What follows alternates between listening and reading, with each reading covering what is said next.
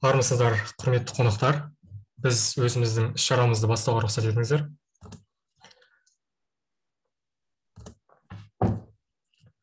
Сөз кие, сөз қару, сөз құдірет.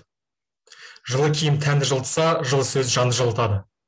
Ал сөз өнерінің патшасы поэзия. Поэзия, мені негізбедің. Сен мені сезесің бе, неге іздедім? Алауыртқан таңдардан сені іздедім, қарауытқан таулардан сені іздедім. Сені іздедім кездескен адамдардан, бұлақтардан, бақтардан, алаңдардан, шырақтардан, оттардан, жалаулардан, сені іздедім жоғалған замандардан. Поэзия тілі ғашықтар тілі, поэзия махаббаттың құлы. Бұл тілде сөйлей білетіндер жүрекпен сөйлейді. Олар адамның жан жарасын жазып, жан дүниесін рахатқа бөлейді. Ендеше достар, бүгінгі рухани азыққа толы Кози Көрпе атты поэзия кешімізге қош келдіңіздер. Біздің мақсатымыз жастарға өнер көрсетуіне қолайлы орта қалыптастыру. Яғни, бір сағат көлемінде сіз бен біз болып, қатысушыларымыздың қаламынан тамған туындылар мен ұлы ақындардың шығармашылығынан сусындайтын боламыз. Себебі, байқағандарыңыздай кешімізде студенттерімізден бөлек арнайы қонақтарымыз да бар. Қазақ стейдж клубының менторы, Назарбаев университетінің рухани жаңғыру мәдени орталығының жетекшісі, аяулы ұстазымыз Гүлтас Сайынқызы арамызда отыр. Сонымен қатар бұл іс-шарамызға жас ақындар мен көркем сөз иелерін де шақырдық. Олармен таныстырып өтуге рұқсат етіңіздер. Сұлтан Қожа Айжарық, ақын.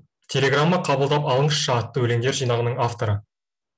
Аманжол Ақжан, мектеп қабырғасынан көпшілікке ай қызы атымен танылған ақын, қолтаңба заманауи ақындар бірлестігінің жетекшісі. Өкінішке орай, Әмірғазы Еламан және Қосылған Мәриям атты қонақтарымыз жеке шаруаларына байланысты іс-шарамызға келе алмады. Сол үшін сіздерден кешірім сұраймыз. Ал енді өлеңдерді оқуға кезек берсек, ең алдымен Гүлтас апай, алғашқы сөз кезегін өзіңізге берсек, кешіміздің реңін келтіріп, жүрегіңізге жақын бір өлеңді оқып берсеңіз.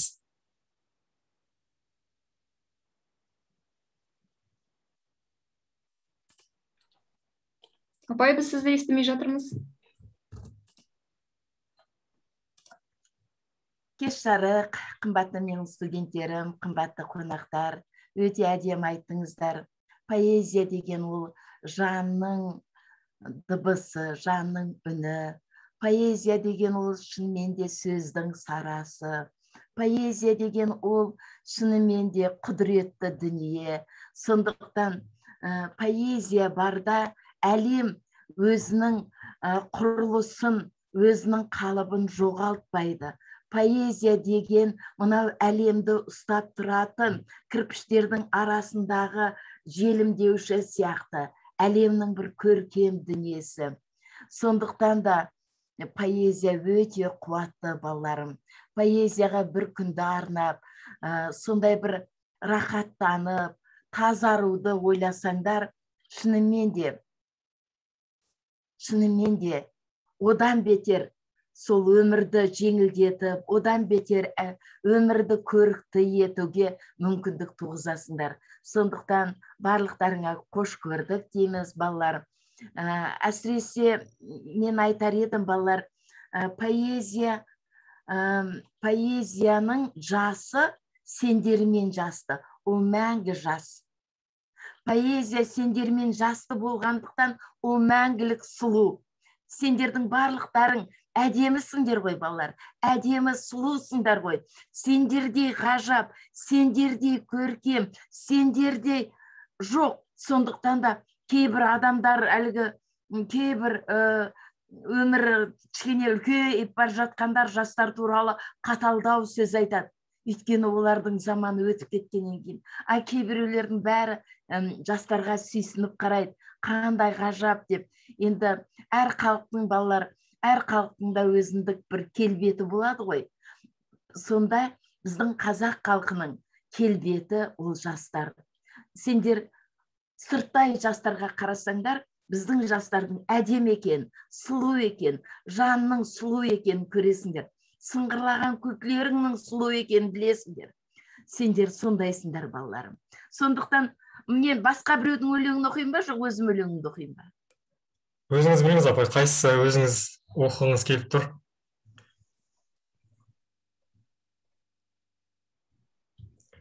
Негізінен осы кештің ұйымдастырылуына сіздің үлкен үлесіңіз бар, апай, себебі сізден алған курстар ол адамды рухани азық береді, өте үлкен. Сол себептен әр сабаққа қатысқан кезде жаңа өлеңді жаттауға, соны үйренуге былай шабыттанатынбыз да. Сол үшін сіздің өте бір мықты өлеңіңізді тыңдасақ. Жақсы балалар, мен бір өлеңімді оқып берейін. Содан кейін маған білесіңдер ғой, мен Мұқағалиды өте жақсы көремін. Мен Төлеген Айбергеновті өте жақсы көремін. Абайды енді айтпағанда. Сондықтан да олар маған қарап тұрады. Төлеген де қарап тұрады. 30 жастағы жап-жас жігіт, Гүлтас, мені ұмытпасаңшы деп. Мұқағали тұрады, досым, не болды саған деп. Сондықтан солардан бір өлең оқиын, содан кейін өзімнің өлеңімді оқып берейін, жарай ма? Төлеген Айбергеновтің бір тойым болатын сөзсіз мен деген өлең бәрін білесіңдер ғой балалар, иә? Сол ені сағаттап тыңдауға дайынбыз дейді, сағаттап уақыттарыңды алмайын. Бір тойым болатыны сөзсіз менің. Дәл қай күн екенін айта алмаймын. Бірақ ешкімді де билетпей қайтармаймын. Онда ортаға тасталар ұран сондай, қайталмайды қартыңда бір ән салмай.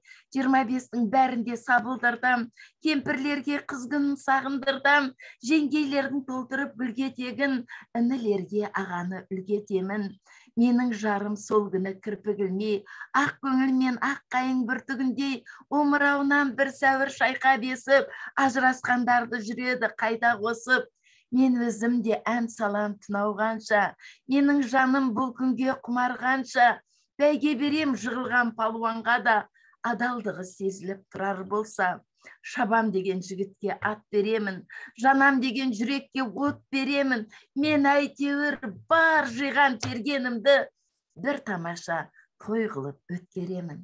Біздің үйді сол күні беткал қауым, нысанаға қуаныш тоқталмауын.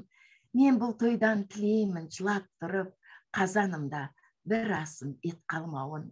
Мен сөйтіп бар шаңнан бір сілкінемін, мен сөйтіп рақаттанып бір күлемін.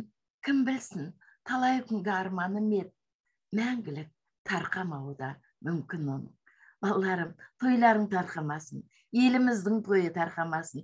Биыл тәуелсіздігімізге 30 жыл, орда бұзар жігіттің жасына келді. Енді біздің еліміз мықты болады. Осы 30 жылға дейін сынақтардан өттік, енді көресіңдер балаларым. Біз мықты ел боламыз, сендердей азаматтары барда. Сол Төлеген Айбергенов бір тойым барды оқып бердім. Рахмет, апай, үлкен. Ал қонақтардан тыңдайық. Енді кезекті қонақтарымызға берсек, алдарыңызда Айжарық мырза өзінің жеке туындысымен.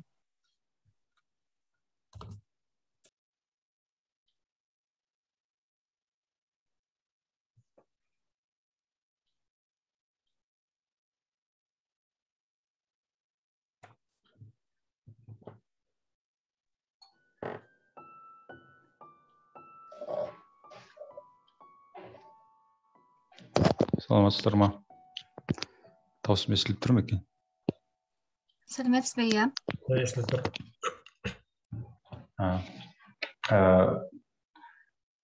Жаңа қай өлеңдерден оқысам болады, мен аты Кожи көрпе болғаннан кейін күзгі бір жаңа соңғы өлеңдерімді бір-екеуін оқысам.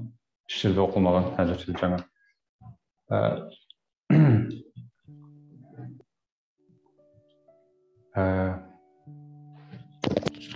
Мүмкін күз ол жай сезім шығар.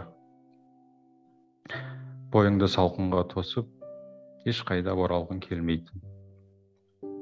Мүмкін күз ол таныс бір дауыс шығар. Қай жерден бұрын естігеніңді білмейтін.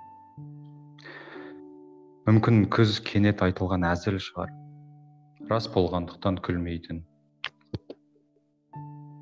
Мүмкін күз ол бір кітап шығар, ешкімге оқи тұруға берілмейтін. Әлде күз осы тек құпия шығар, бәрі білсе де ешкім сенбейтін. Мүмкін күз менің ала мысығым шығар, ешқашан тышқанды көрмеген. Мүмкін күз әлгі әннің қайырмасы шығар. Баяу басталып барып бүрлеген. Мүмкін күз әдемі оралған сыйлық шығар. Ішінде не барын көргің келмеген. Мүмкін күз наубайханадағы таңғы кезек шығар. Қарт әжелердің шағын дорбасын кернеген. Білмеймін. Мүмкін күз жылынар бір үміт шығар. Кеуде тұсыңда сөнбеген. Әлде күз осындай ұзақ сұрақ шығар. Мен әлі жауап.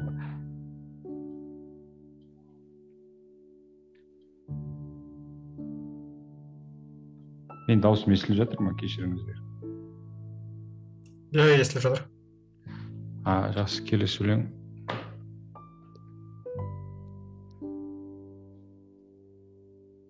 Көңілсіз оянба, атырып, таңыңды түстерден ұмыт шақ.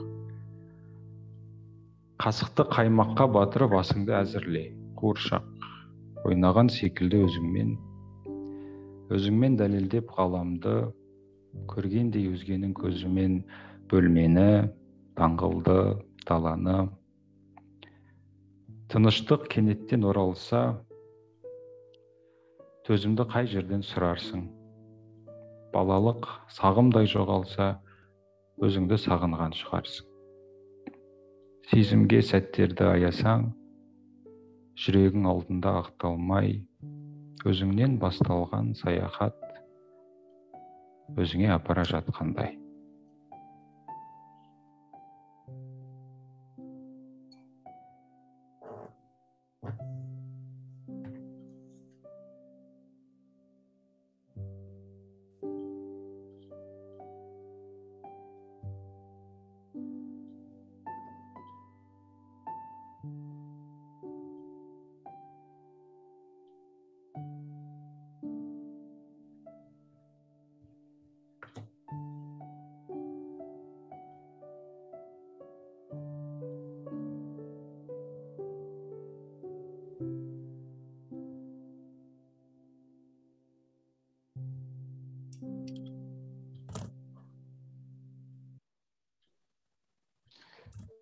Айжарық мырза, сізге үлкен рахмет осындай керемет шедеврларды оқығаныңызға.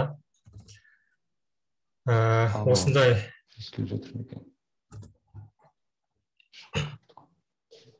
Айжарық мырза, өкінішке орай біз сізді екінші өлеңіңіздің жартысынан кейін естімей қалдық.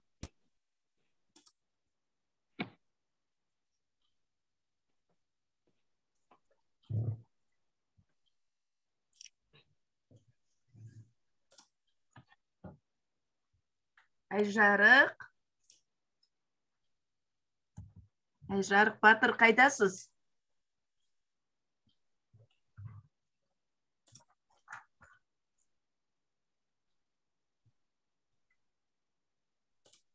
Ал, естіліп тұр ма? Енді естіліп отырмыз. Жаңа соңына дейін естілді ме екен, әлде шығып кетті? Байланыс қалай болып тұр екен? Соны бізде түсінбей қалдық. Мүмкін басқа өлеңіңізден тағы бір оқып жіберерсіз. Жаңағы өлең соңына дейін ести алдыңыздар ма, әлде үзіліп кетті ма? Үзіліп кетті. Жарайды, келесін оқып берейін. Қар өлеңнен. Қар ақырын, бізде баяу. Себепсізден әр адымым саған таяу. Бір шақырым бізге жаяу аз қалды. Сен де мүмкін жөн көрдің бе сөйлегеннен жазғанды. Сол үшін бе тұнық тыныш, үзік тыныс, өтіріктен болса дағы күлу дұрыс секілді, бірақ күлме. Қала бізді ұмыт сегер, қар астында және де бірақ түнде. Шырақ шамдар, жырақ ойлар, жылы жазда, жылы жайда ұзақ гүлдер, күн бағыстар. Бірақ та сұрап қайдан алып келіп құшағыңа оларды кім табыстар дейді.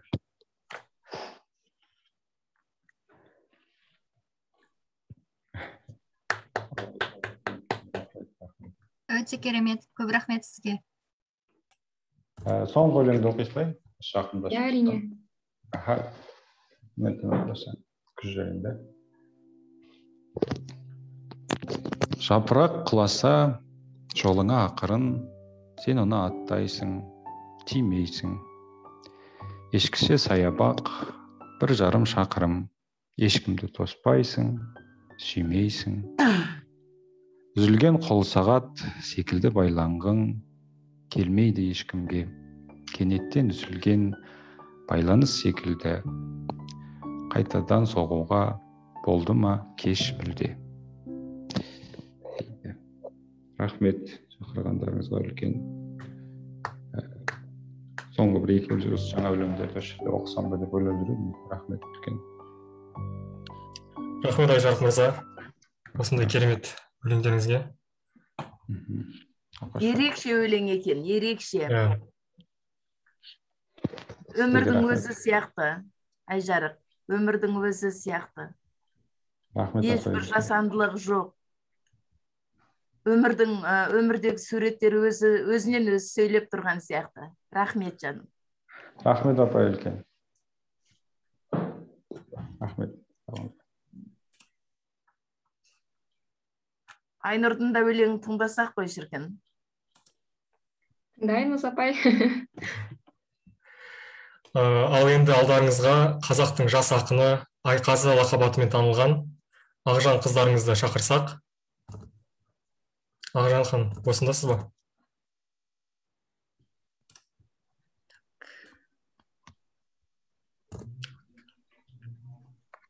Қайырлы кеш, баршаңызға. Даусым естіліп тұр ма? Иә, естіліп тұр. Ендеше мен Айжарықтың күз жайлы тақырыбын жалғайын.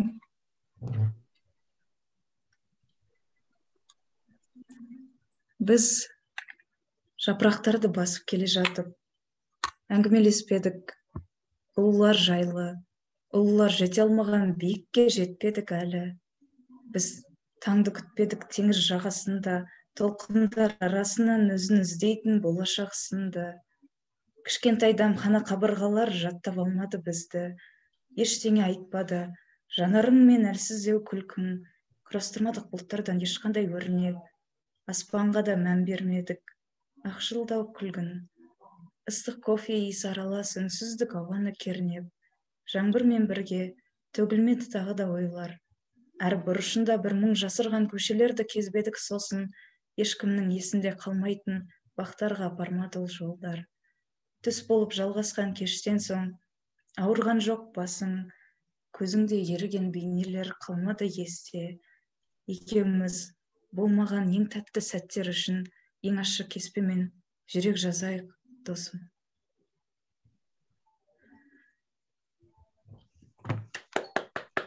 Өте керемет. Рахмет. Тағы да тыңдап отырмыз. Өлең деген егіз, сегіз болып қасына достарын ертіп жүреді ғой, жаным. Жалғыз өзін жібере қойма өлеңдеріңді. Атың қандай әдемі? Ақжан ханым, бізден бұлай оңай құтыла алмайсыз. Рахмет. Көктемнің сен жайлы естеліктері жейдеңнің түймесі секілді байқалмай түсіп қалыпты. Аңдаусызда жоғалған сезімдер мен кескінің сіңген елес ойлар, көктен тамшы болып төгілердей қолшатыр ұстап шығыппын бүгін. Соңғы үзіліп түскен сөздерің енді ұмытыла бастап, орала беретін жаңбырдан кейінгі топырақ иісімен бірге қайта жаңғырды санамда. Аспанның жасы мен сені қолдаушы ойларымның алдында, қолшатырым да қауқарсыз екен.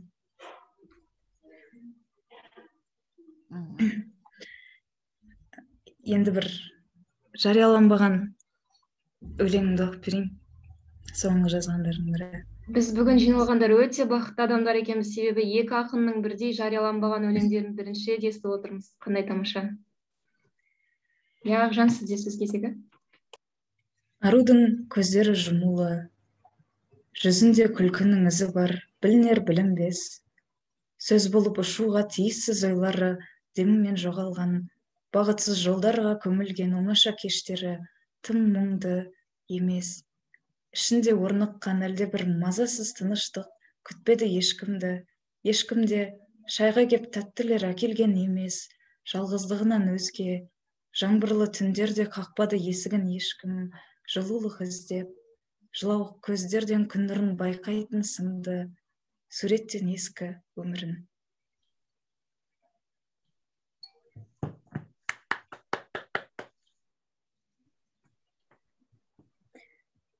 Тағы бір жарияланған өлеңді соңғысы болсын. Мен сені жаттап алдым.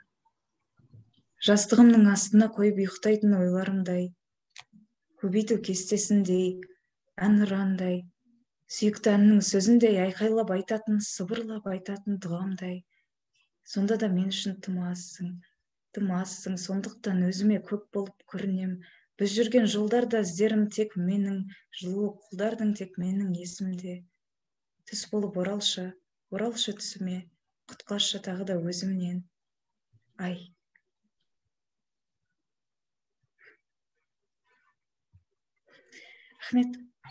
Рахмет. Өте тамаша, көп рахмет сізге де.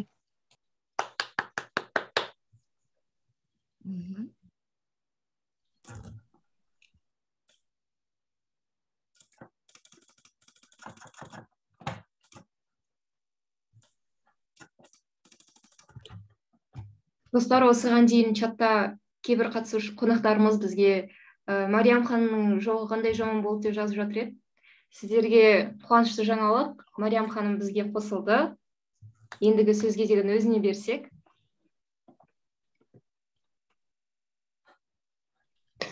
Саламатсыздар ма? Кешіккен үшін кешірім сұраймын, шамалы ауырып тұр едім. Соған қарамастан қосылғаныңызға шын жүректен алғысымызды білдіреміз. Сіздерге рахмет. Наоборот. Оқи берейін бе?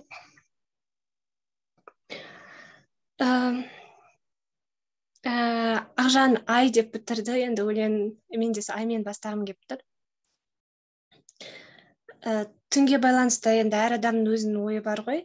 Бірақ мен ойымша түнде адамның бүкіл сезімдері қатты бір сезімтал болып кететін сияқты да, адам бүкіл нәрсені қатты сезетіндей болып, соған байланысты бір өлең оқып жейін.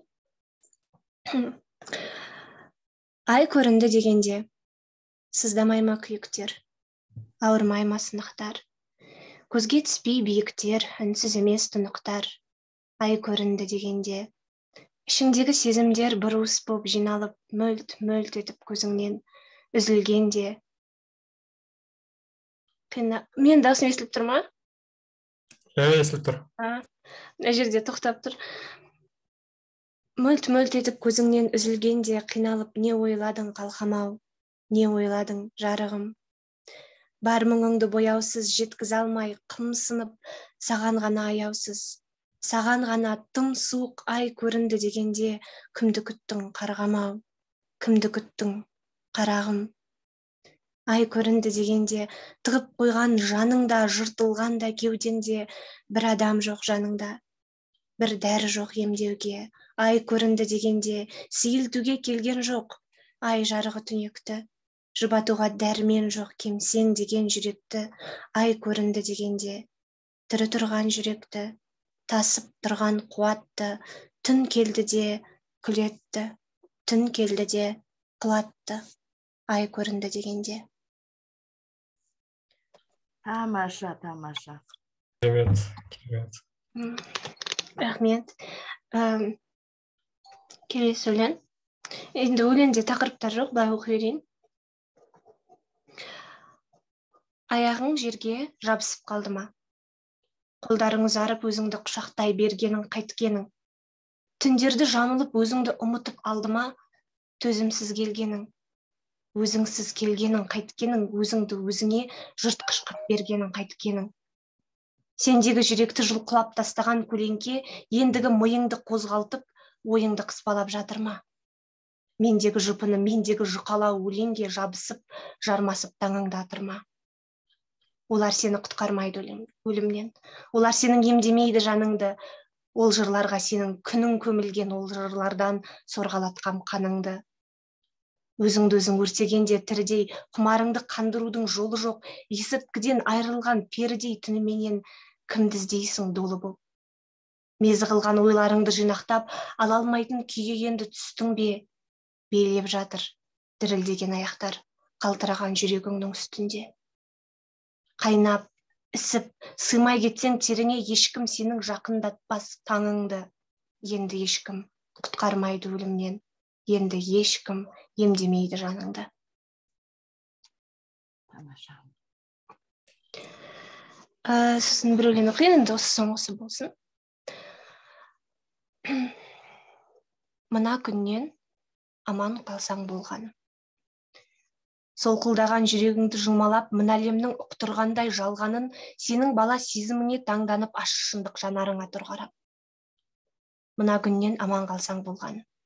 Мына күнді ұмыттырмас күйік бар, өрбіп кеткен өртке жанып, жанданып ақырғы рет сау жүректі сүйіп қал. Бүгін күннен аман қалсаң батырсың. Қансырайтын сенде жүрек жоқ енді, азулылар азуларын батырсын, ешбір азу.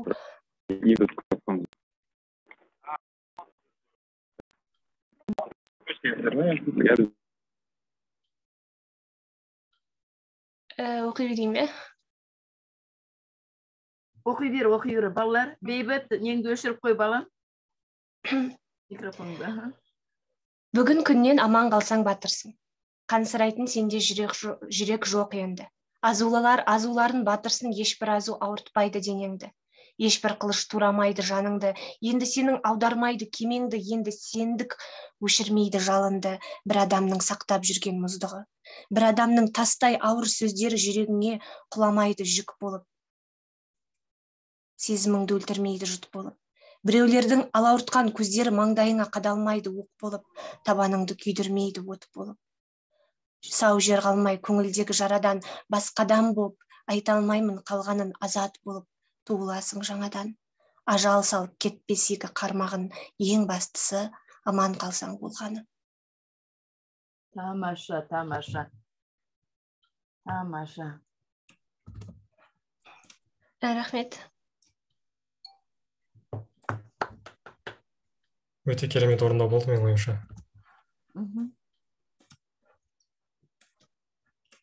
Рахмет. Ал енді көп рахмет сізге. Енді қатысушылар, сіздерді бір сергітіп алғыларыңыз келеді. Біз сіздерге арнап бірнеше ойындар ұйымдастырып қойғанбыз. Алғашқы ойынымыздың шартымен таныстырып өтуге рұқсат етіңіздер. Бұл ойында сіздерге ағылшын және орыс тілдеріне аударған қазақ ақындарының өлеңдерін табу қажет. Және жауаптарыңызды чатқа жазсаңыздар болады. Бастасақ. Бірінші өлең. Black of my eye, frame of my mind. Drink never dry, love of my life. Және жауаптар өзін көп күттірмеді. Дұрыс. Бұл Абай атамыздың танымал көзімнің қарасы. Енді келесі өлеңге көшсек. My biggest happiness in life is you, my people. And if my people live, it means that I live too. I give the honey of my poems to my nation. The simple happiness means more than gold to me. Бұл өлең тауып көріңіздер. Бірден чатқа дұрыс жауаптарды жазып жатыр екен. Және егер сіздер бұл өлеңдердің түпнұсқасын білсеңіздер, бұны оқуға мүмкіндіктеріңіз бар. Өздеріңізді unmute жасап, өлеңді оқуларыңызға болады. Ал Самал, ең бірінші бақытым қалқым менің. Айтсаш, соған берем ойымның алтын кенін. Ол бар болса мен бармын, қор болмаймын. Қымбатырақ алтыннан нарқың сенің. Ал екінші бақытым тілім менің. Тас жүректі тіліммен тілім дедім. Кейде дүниеден түңілсем де, қасиетті тілімнен түңілмедім. Солай емес пе? Дәл солай, дұрыс айтасыз. Рахмет апай. Рахмет.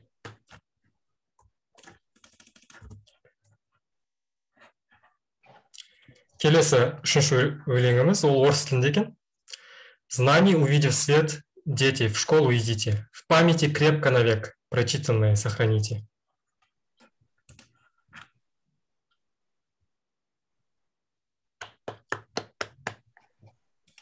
Біздің қатысушыларымыз өте көп өлең оқитын секілді, себебі жауаптарды да тез тауып жатыр. Дұрыс, дұрыс. Бәлкім біз оңай өлеңдерді қойып қойдық па? Ендеше аңсаған бірінші жазған екен, аңсаған бізге қазақша нұсқасын орындап бересің бе, түпнұсқаны? Өкінішке орай мен түпнұсқасын жатқа білмеймін. Жақсы. Онда басқа қатысушылар? Алтынсаринның интернеттен өлеңі ма? ашып оқып берерсің. Дархан, менің балам отыр ғой. Мен де апай ұмытып қалдым. Интернеттен ашып оқып берсем болады. Немесе аңсаған оқып берсін.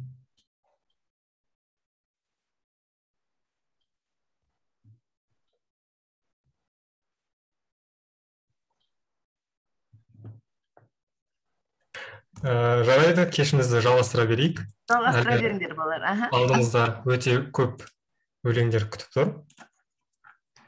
Енді келесі өлеңге көшсек.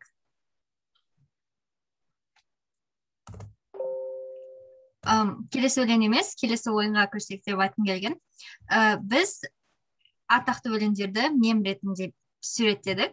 Сіздер бұл мемнің не екенін таныс деп ойлаймын. Сондықтан да бірінші мемді көрейік.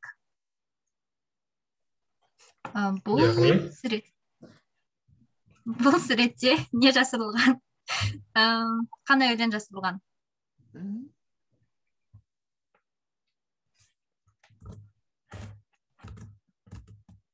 Сіздерге көмек болсын деп көрсетіп жібердім. Арыстандай айбатты, жолбарыстай қайратты, қырандай күшті қанатты, мен жастарға сенемін. Мағжан Жұмабаев. Тамаша. Дұрыс. Келесі өлеңге келіп берсек.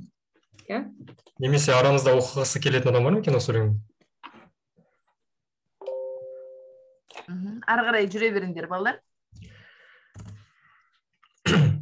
Ал мына сурет не дейді екен сіздерге?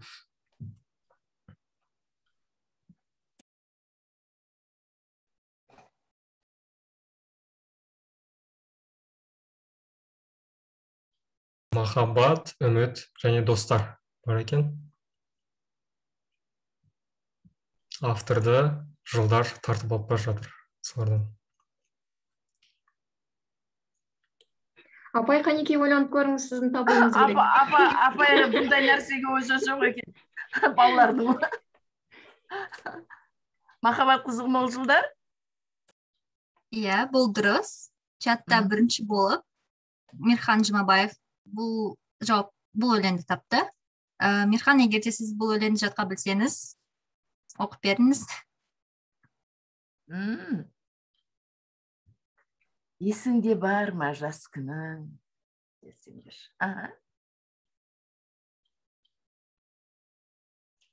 Балам, Мирхан қайдасың? Жоқ, тұр ғой мынау неде? Слайдта тұр ғой. Да болады. Осы слайдтан. Өкінішке орай өлең оқығанды көрмеймін сіздер. Чатта. Мен оқып берсем болады ма? Болады әрине. Есіңде.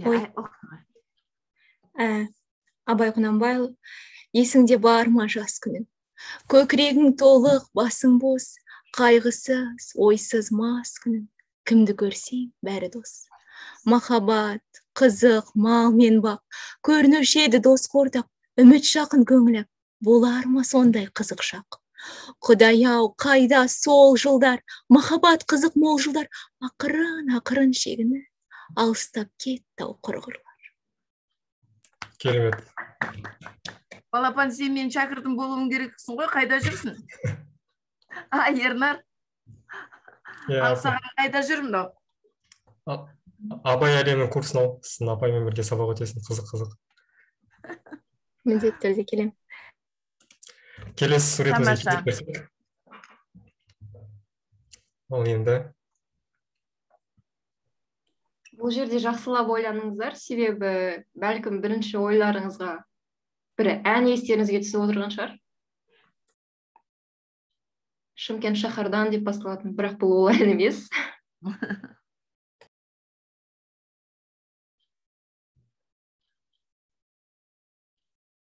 Beautiful.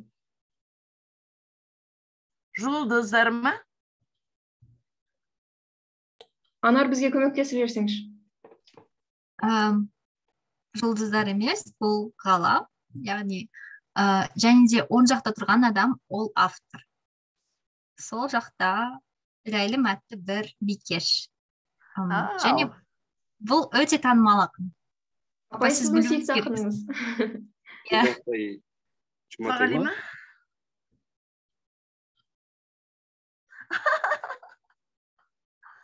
Бұл ғаламда сенен артық жан бар десе сенбеймін. Оның көзін ойып аламын дейді, бар десе. Дұрыс айтасыз. Сенің көзің түпсіз терең тұңғиықтан жаралған, сонда жатыр менде жүрген орындалмас бар арман. Сенің жүзің көкте күннен, жерде гүлден аралған, шашың сенің жан баспаған жапандағы қар орман. Арғарай кеттік, оқыңдар арғарай. Ләйлім? Мен оқи салайын. Ал оқи қой. Бұл ғаламда сенен артқан жан бар деуге сенбеймін. Сен солайсың, Ләйлім менің, сенбе маған сенмейлің. Бұл ғаламда сенен артқан бір жан болса егерде, өз көзімді өзім оям, оны мәңгі көрмеймін. Тамаша. Тамаша, Айсұлтан. Келесі суретке өтсек.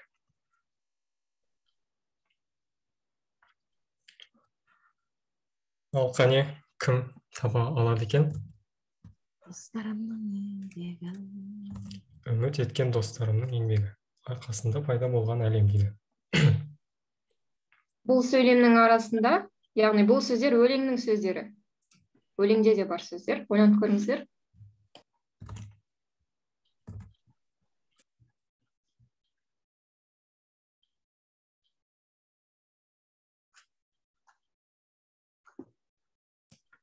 Жауабын тауып жатсаңыздар, чатқа жазсаңыздар да болады. Үміт еткен достарымның еңбегі. Ары қарай жібере беріңдер, қиналып атырау балалар. Мен де қиналып тұрмын. Бұл Ыбырай Алтынсариннің өнер білім бар жұрттар.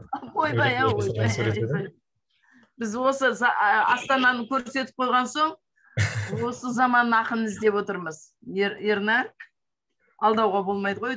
Мен де алғашын солай ойлаған апай, бірақ Ыбырай Алтынсарин қазіргі Астананы сол кезде елестетіп, сол кезде сипаттап кеткен екен. Дұрыс айтасың. Енді соңғы мемге көшейік. Бұны барлықтарыңыз білесіздер деп ойлаймын, мектеп қабырғасынан. Мен едім, мен нарында жүргенде еңіреп жүрген ер едім. Исатайдың барында. Өкінішке орай ол емес. Мен.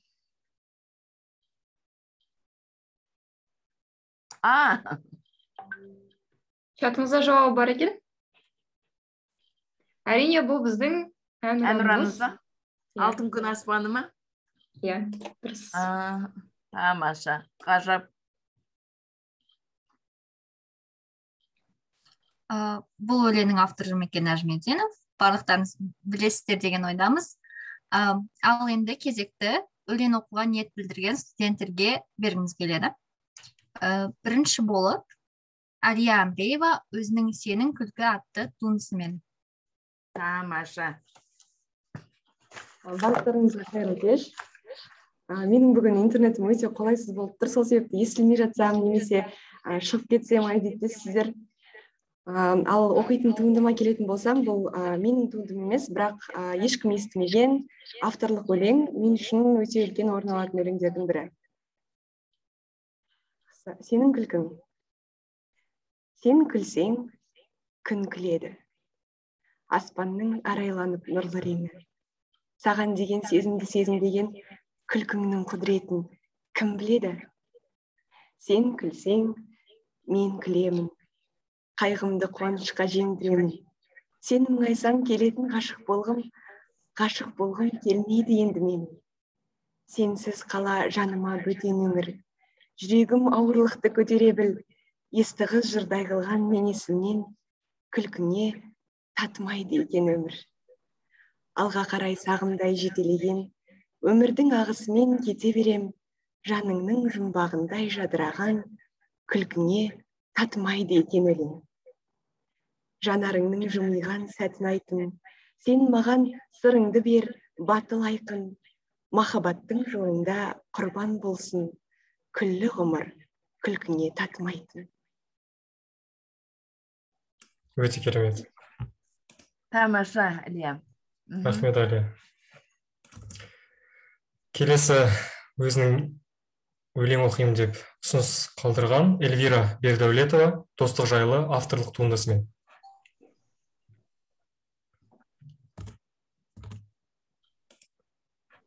Эльвира, осындасыз ба?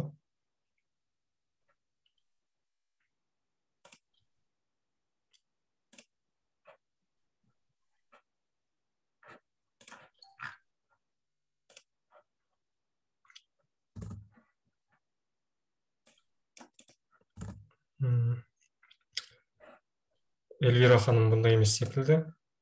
Ары қарай жалғастыра берсек, келесі бізде Анель Ануар Мұқағали Мақатаевтың Шәмілге жазған хаттардан атты туындысымен. Барлығына қайырлы кеш, менің дауысым естіліп тұр ма? Иә, естіліп тұр. Мұқағали Мақатаевтың Шәмілге жазған хаттардан атты өлеңдер жинағынан бірінші бөлімін оқып бергім келіп тұр. Шәміл-ау, хал жайымды білсең еді, білмеймін қайтерімді кім сенеді. 17-де өшіріп алған отым, қайтер ең, қайта қарып жүрсе мені. Бір дертке ұшырадым бұл күнде мен, қоштастым сауығыммен, күлкімменен. Жүрегім жерік болған жағдайы бар, бір пәле жатыр білем, бүлкіл деген. Ынтығып, ыңқылменен, күңкілменен, жеткізіп айту қиын бір құртілменен. Бүгін маған 20 керек болып жүр, алдында хор қызының іркілмеген. Белгілі саған менің маубастығым, сабырсыз аузы күйген албастымын. Кесемді алдыменен үрлеп алам, үсі шайды аузыма алмас бұрын. Ойласам, талай қыр басыппын. Досым деп, доңызбен де мұңдасыппын. Шәміл-ау, қалың достан қалған сенен қайтемін. Ғашықпын мен, шын ғашықпын. Ғашықпын деп білдірмедім. Белгілі, білдіргенім. Жарқ етіп жайдың оты шашылғанда, жалт етіп қарауға да үлгірмедім. Рахмет. Өте тамаша екен. Сізге де көп рахмет. Ал енді келесі кезекті Бекжан Жолдасқа берейік. Мұқағали Мақатаевтың Жоқ дәрігер атты өлеңімен. Сәлеметсіздер ме? Баршаларыңызға қайырлы кеш. Бүгін Мұқағали Мақатаевтың Жоқ дәрігер атты өлеңін оқығым келіп отыр. Жүрегіме жүк артып жүргенімде, қажыдың ба, байғұсым, білмедім бе? Шайпау тиіп, шаршатып кім көрінген, уландың ба, білмеймін, кірледің бе?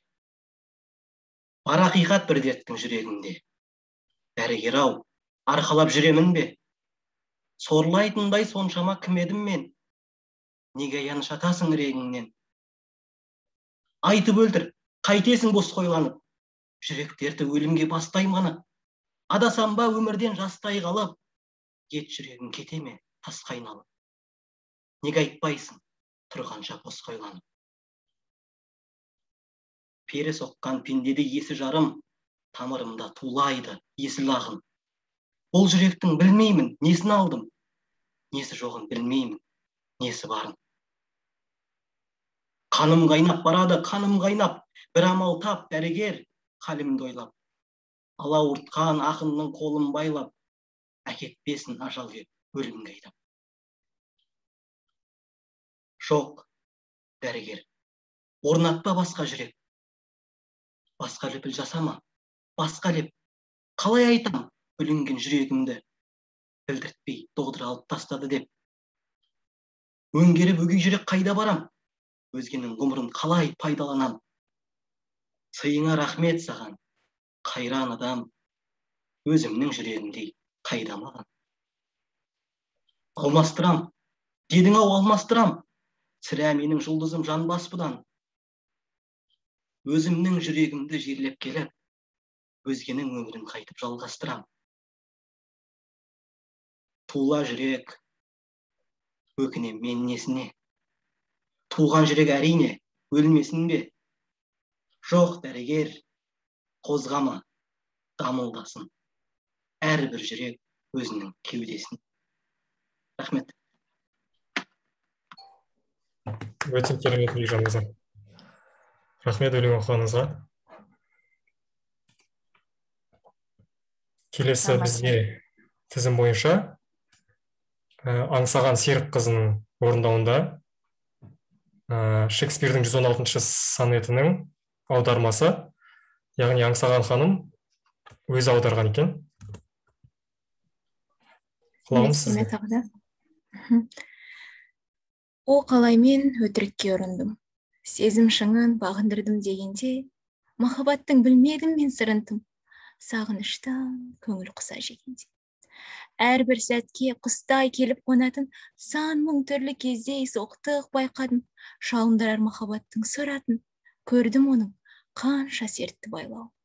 Алаңдатпай тағдырымның кеңдігі, бір сағатты өміріме баладым, саған деген махаббатым ендігі, бұдан артық бола алмас деп санадым. Сезім бала, шалыспастың мен дерек, жас балаға ересек деп ат беріп. Рахмет. Өте тамаша.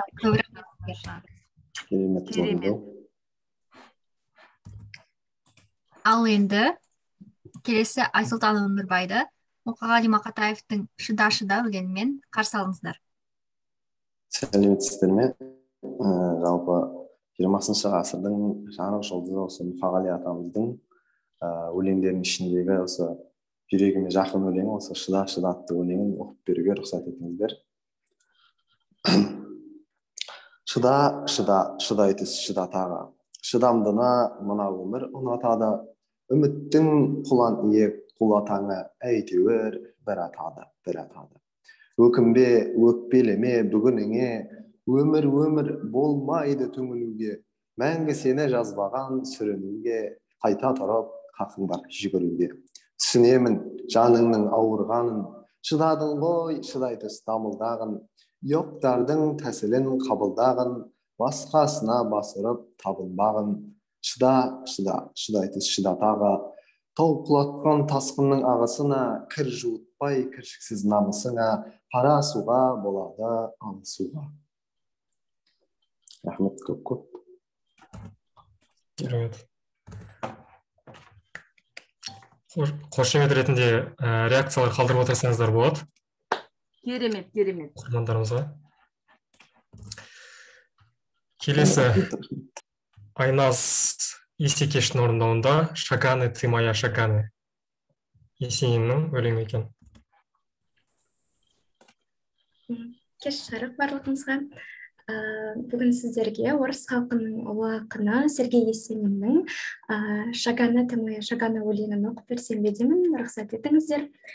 Мұнда көбі қазақ поэзиясынан оқып жатыр екен, мен орыс поэзиясынан оқысам рұқсат па?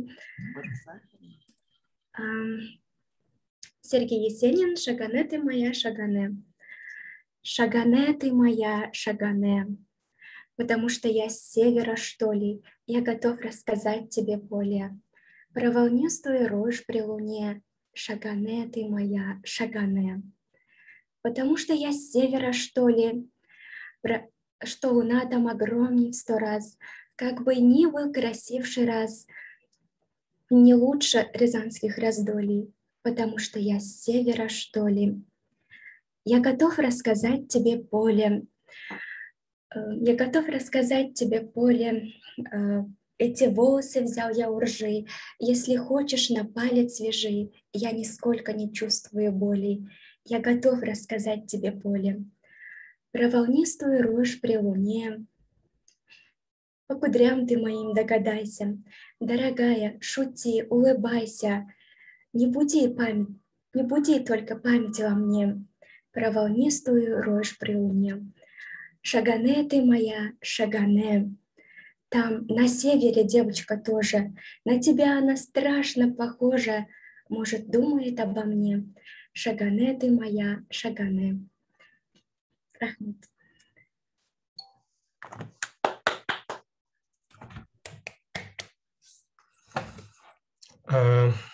Достар, егер де сіздер осы шарамызға тіркелу барысында өздеріңіздің өлең оқитындарыңызды жазып үлгермесеңіздер, сіздер қазір чатқа жазсаңыздар болады есімдеріңізбен. Біз ашық микрофон айдарында сіздерге оқуға мүмкіндік береміз. Ал Айназ Исекешке біз үлкен алғыс білдіреміз осындай өлең оқып бергеніне. Айнұр Әдеш оқысын да? Қоймаған уақыт келеді, асықпаңыз. Шыдай алмай барып Бірінші кешіріңіздер, бір нәрсе айта кетсем. Жақсы. Қазір. Барлықтарыңызға рахмет, осындай кешке шақырғандарыңызға өлең оқып тыңдап бір тебіреніп қалдық. Бірақ рұқсат болса, мен осыдан кейін басқа шараға қатысатын едім, шыға берсем қалай болады екен? Сіздердің рұқсаттарыңызбен. Керісінше біз сізге үлкен алғыс білдіреміз. Осылай қосылғаныңызға, керемет өлеңдеріңізді оқып бергеніңізге үлкен алғыс. Рахмет көп. Рахмет. Ақжан Нұржан, біз сізбен кейінірек тағы хабарласамыз. Сіздерге арнайы дайындаған кәдесыйымыз бар. Соны өздеріңізге жеке жеткізіп береміз. Жақсы, рахмет көп. Сау болыңыздар. Сау болыңыз, рахмет. Ал енді достар, біздің арамызда мәнерлеп оқу шеберлерінен өзге күміс көмей әншілеріміз де бар. Алдарыңызда 3-ші курс студенті Зупаров Тархан Бақыт құшағында атты әнімен.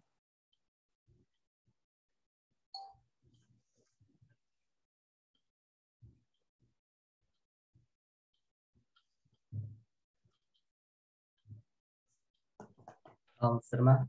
Барлықтарыңызға өте керемет кеш болып жатыр. Ал енді дәл қазір Тұманбай Молдағалиевтің сөзіне Шәмші Қалдаяқовтың әніне жазылған Бақыт құшағында әнін қабыл алыңыздар.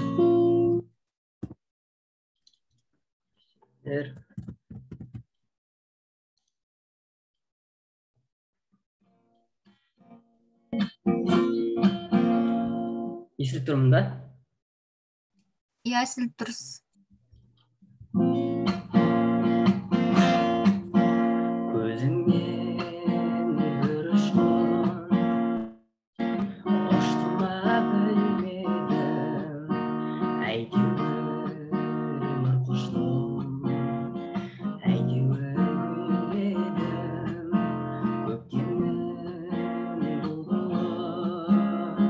Кеудеме қонады құшаққа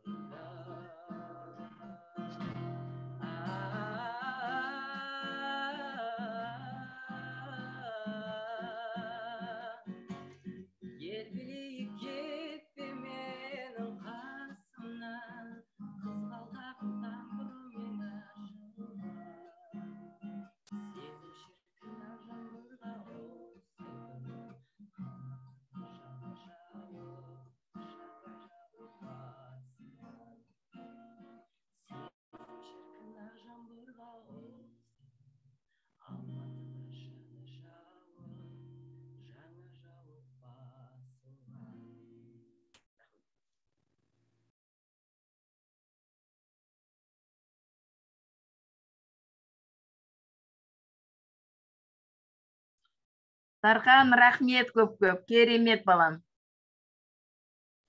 Бақытты бол. Рахмет, Дархан. Алдарыңызда енді 3-ші курс студенті Төретбек Алияның орындауында «Құс не қорлан» әні. Қабыл алыңыздар. Сәлеметсіздер ме?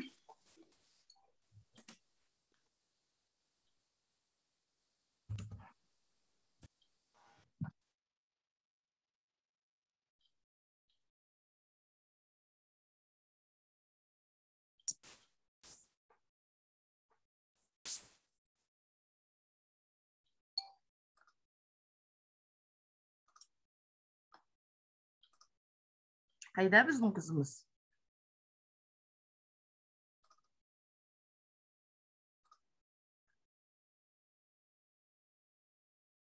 Кешірім сұраймыз. Техникалық үзіліс.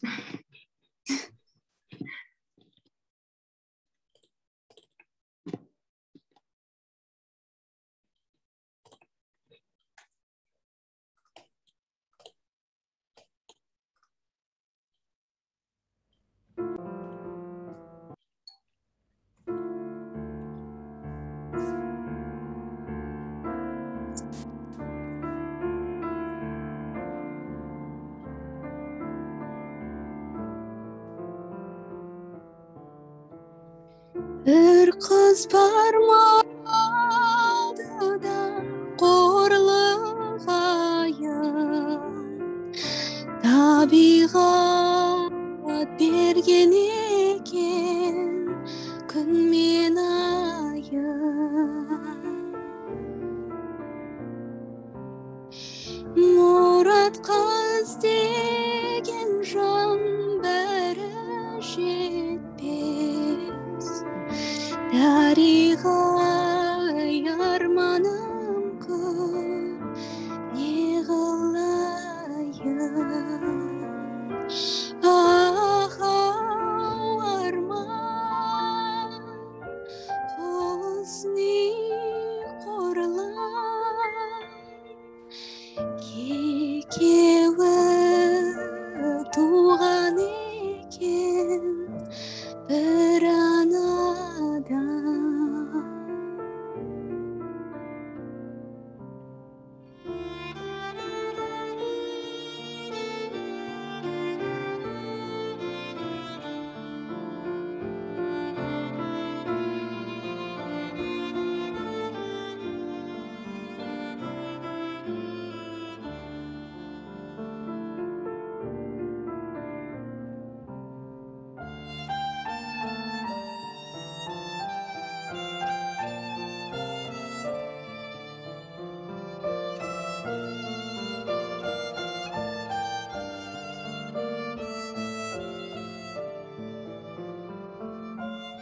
Arman,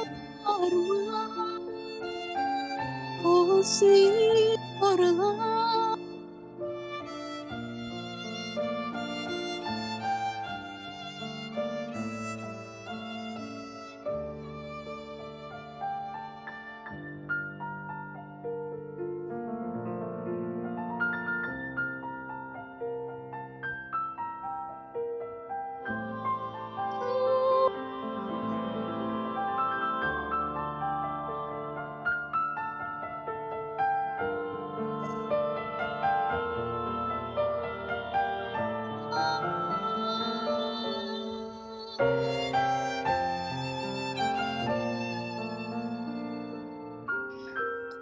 құс не қорлан,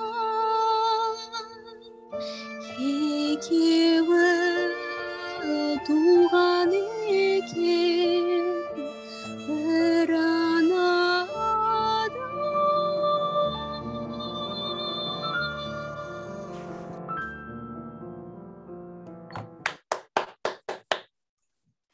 Ғажап, әдемі. Аликоша, жарайсың. Үлкен рахмет.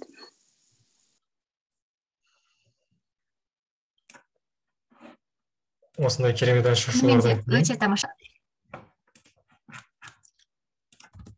Енді чатқа жазған қатысушыларды хабарласақ.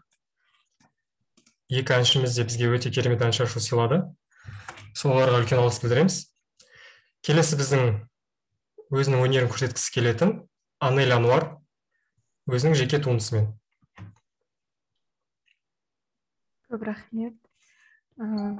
Шынымды айтсам, қара өлең жазбағаныма көп болды.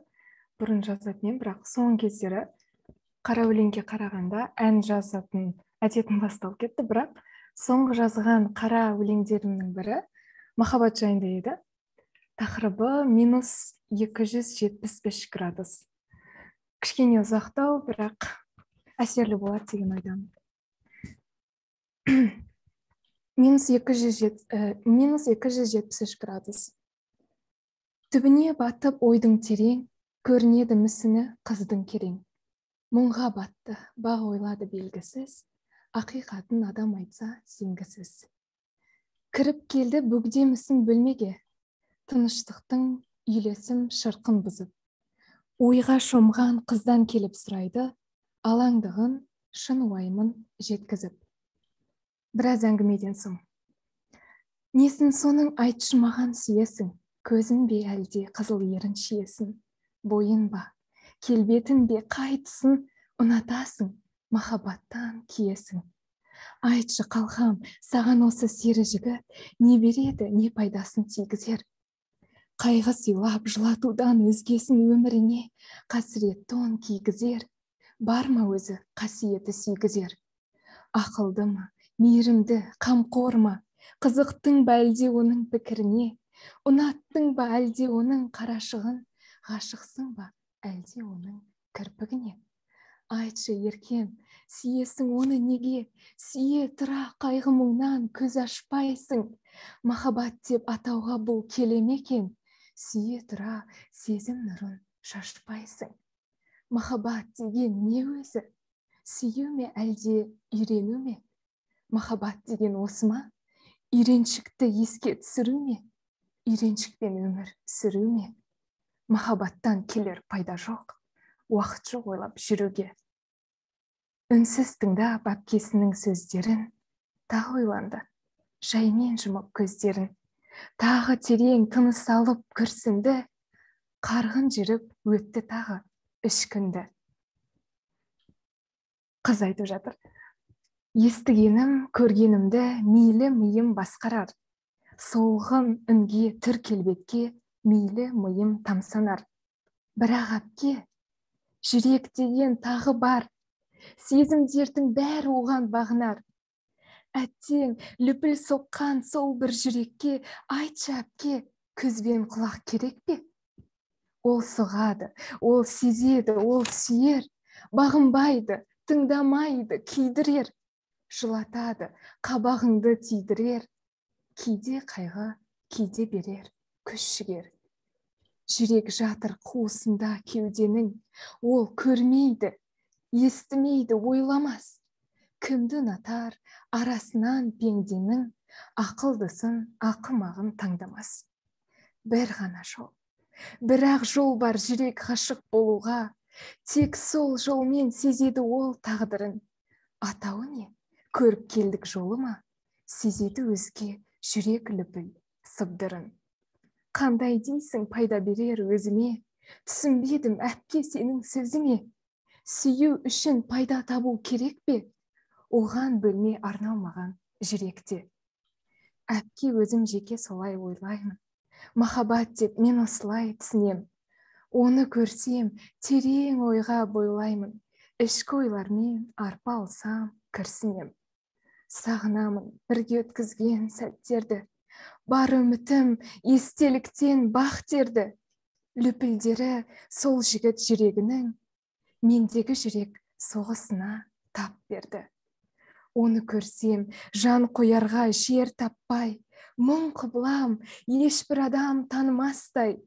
Олсыз ғалам елестейді көз алдыма, -2 173 градустай. Көп рахмет. Тамаша, тамаша, Анель. Құлыншақ, мынандай өлең. Ғажап. Бақытты бол. Көп рахмет. Әнелі, қай курс оқисың, Әнел? Бірінші курс. Ура, жақсы болды. Кездесеміз. Құдай қаласа. Тамаша.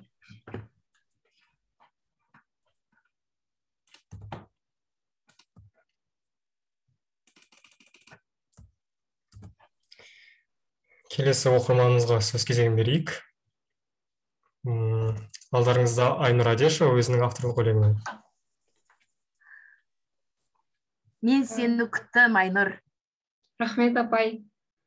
Көктемді күткендей. Рахмет үлкен. Оффлайнды күткендей. Шын мәнісінде қазір өлең жазып жүрген жоқпын. Сондықтан бұрын жазған өлеңдерімнен екеуін оқып берейін. Бастасам. Күн, түн, түн, күн. Екі әріп алмастырған бір-бірін. Тоқтаусыз айналым жасаған жер, жарықтың соңынан ер. Мен, сен, мен, бұнда да екі әріп. Дегенмен екеуі тым алыс. Бірі ай, бірі жер, көлеңке соңынан ер. Қуаныш, мұң, арасы сан әріп, дегенмен керегі тек қана бір адым. Мүмкін тек бір адам, сен, түнекте жоғалған мен, жарықтан көр соқыр сен. Келесі өлеңім, бұл кеште айға бірнеше өлең арналды. Мен де сол қатардан қалыспай, өзім атыма сай болған соңда айға өлең арнайын деп шештім. Қабыл алыңыздар. Қайда, кіммен, қашан, білетін тек ай. Күн болса, күндізгі көлеңкемнен баяғыда жаңылысып қалған. Әлде жаңылысқан мен ме? Әйтеуір айдың мені аңдитынын білем. Бірақ ойлайтын олай ол ғана. Мен жалғыздықтан құса болмау үшін оған өзімді аңдытам. Өзім із салып берем, ал ол сол өтірікке сенеді. Мен жалғыздығыма көнемін. Көнемін де оны тереңге қарай көмемін. Тым болмаса ай бар деп. Тым болмаса. Осылай. Ернар. Керемет апай. Мен де өлең оқығым кеп кетті өзімнің өлеңімді. Қуана тыңдаймыз апай сізді. Оқиын ба? Иә, оқыңыз. Енді бұл бір Майра деген қыздың сағынышы, Майраның сағынышы деп аталады. Сол бір керемет ғашық болды ол қыз. Соның тарихы деп ойлаңдар. Майраның сағынышы.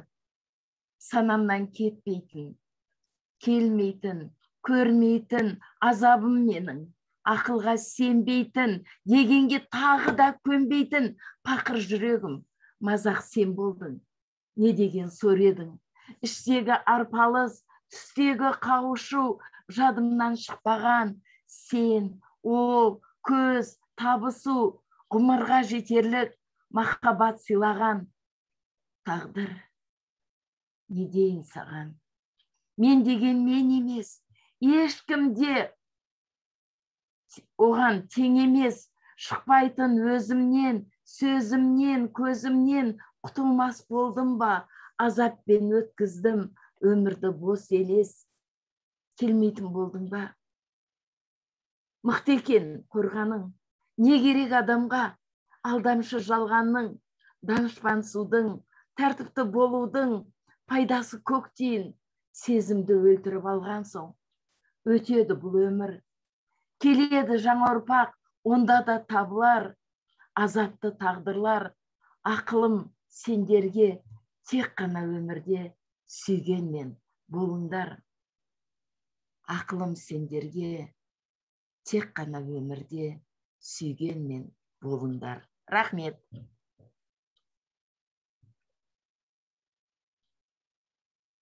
Апай күшті ғой, бір жылап алдық қой.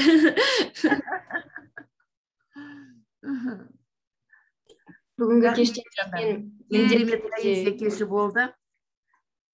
Керемет, ғажап, тамаша ұйымдастырдыңдар балаларым. Қандай әдемі. Жаңа шақырған қонақтарыңның өлеңі. Қараңдаршы балаларым. Өлең дегенді біз әрден үйренгенбіз. Қара өлең, ұйқасы. Қазіргі өлеңдер бір түрлі еркін екен, Ернар? Бір түрлі жастар сияқты өзі кетіп бара жатқан. Айнұрдың өлеңін алсаңдар да, басқаны алсаңдар да, Әнелдің өлеңін алсаңдар да. Қандай ғажап. Мен таң қалдым. Шынымен жаңа ғасыр, өлеңнің жаңа ғасыры басталып кетіпті. Рахмет. Керемет, расында да. Енді арамызда тағы да әлі өлең оқимын дейтіндер болса, біз оларға соңғы мүмкіндік береміз.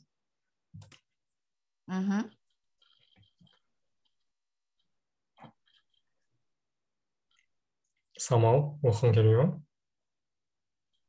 Я, достар, бұл жерде тек өздеріңіздің өлеңдерін ғана емес, ақындардың да өлеңдерін оқысаңыздар, тіптен жақсы болады. Әйгерім, Фаризаны оқымайсың ба? Ернар бізге бір өлең арнағысы келіп жатыр ғой деймін. Ернар, я.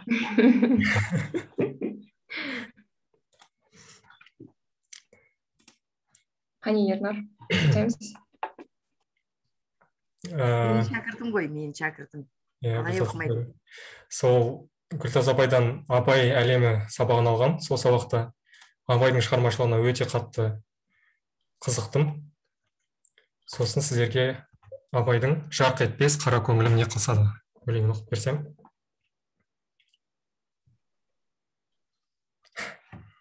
Жарқ етпес қара көңілім не қылса да, аспанда ай менен күн шағылса да, дүниеде сірә сендей маған жар жоқ, саған жар менен артық табылса да.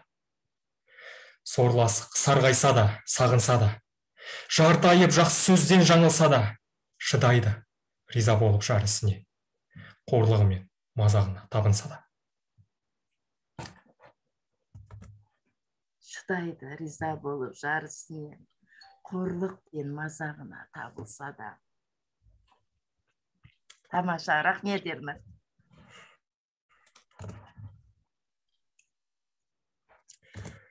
Ендеше, демеңіздер, біз өнерді аяп қалды, уақытта біраз жерге таяп қалды.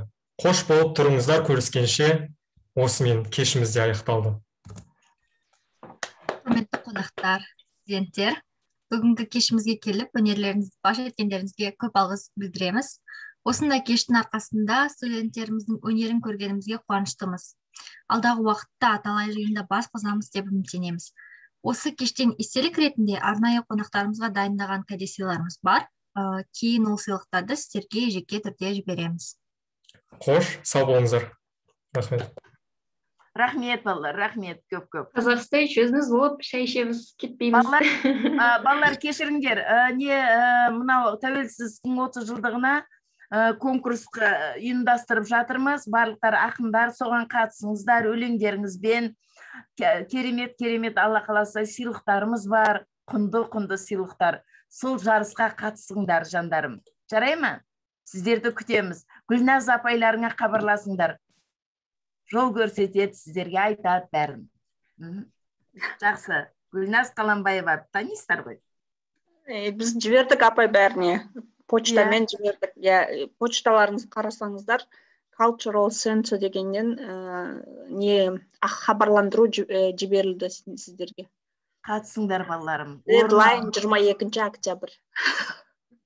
Өте тамаша. Рахмет, Гүлназ. Гүлназ апай, сіздерге үлкен рахмет. Өстіп, бізге көмектесіп әрдайым қай жерде болса да қолдап жүресіздер. Үлкен рахмет сіздерге. Сіздерсіз бұндай кеш болмаушы еді. Сіздерді жақсы көреміз өйткені. Өте, алтыннан да, бриллианттан да, бәрінен қымбатсыңдар. Қандай ғажап кеш болды. Есенинді оқыған бала қандай тамаша оқыды. Аңсаған, ғашық болдық біз саған. Аңсаған, ғашық болдық біз саған деп айтайықшы, Бекжан. Дархан, Тамаша ғой мынандай балалар деген. Анар, қандай әдемі жүргізіңдер Ернар екеуің. Бұл не аттарыңда ұқсас екен. Ернар, Анар. Иә. Айнұр. Жақсы жандарым. Бай-бай. Рахмет апай.